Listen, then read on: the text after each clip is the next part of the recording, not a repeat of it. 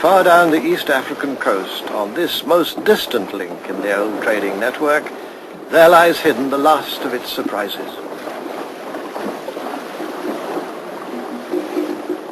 On a long voyage southward, the traders pursued their route far beyond Zanzibar. There they approached what was once the most important and famous of all the Swahili trading cities. This was Kilwa, on an island close by the coast of modern Tanzania.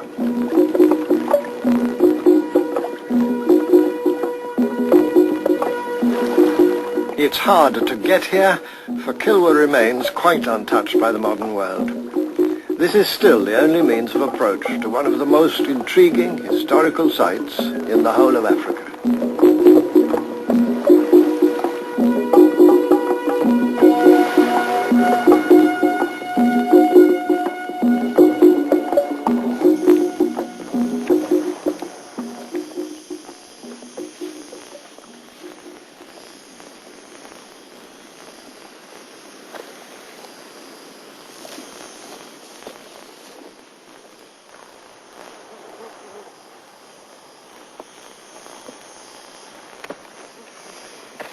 Surprising as it must seem, up these steps some 600 years ago came visitors from all the countries of the Golden East, ambassadors, merchants, soldiers, mariners. And what they saw, spread out before them as they reached the top, was a scene, a sight of remarkable and even unique splendor. But ruin struck long ago. Rising to great commercial wealth in about the year 1200, Kilwa was once a place of comfort and urban splendor. Its royal palace, one of the grand buildings of Islamic and Swahili culture, as portrayed in this accurate archaeological reconstruction. Here was one of the high points of civilized development promoted and sustained by Africa's trading networks. Placed on the edge of the ocean skyline, Kilwa was much admired by our old traveling companion, Ibn Battuta. He came here in 1332 and remembered Kilwa as one of the most handsome towns he'd seen in all his travels.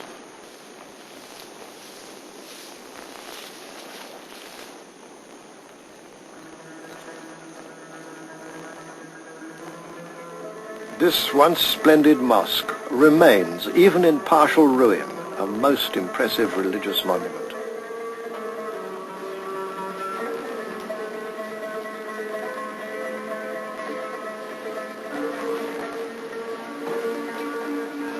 Here on the distant fringe of the world of Islam, the African citizens of Kilwa honored their membership of that world with a taste and craftsmanship distinctively their own.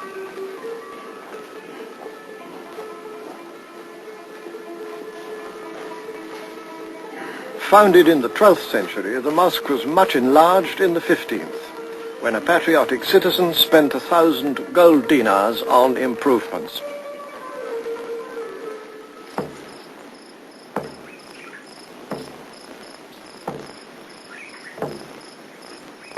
Very soon after, in the year 1498, an event took place which was to lead not only to the ruin of Kilwa, but in due course to the destruction of the Swahili trading network all along the coast.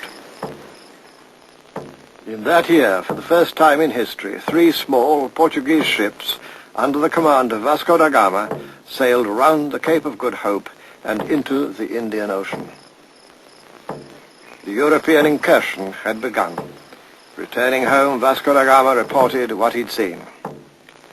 And just 7 years later, a much larger and more menacing fleet appeared on the horizon.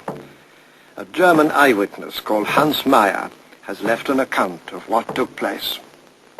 Admiral d'Almeida came here with 14 men of war and 6 caravels.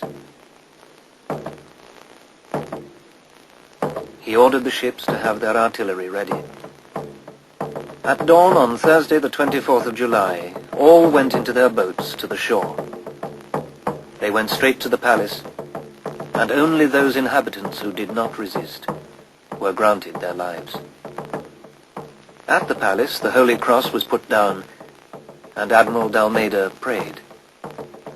Then, everyone started to plunder the town of all its merchandise and provisions.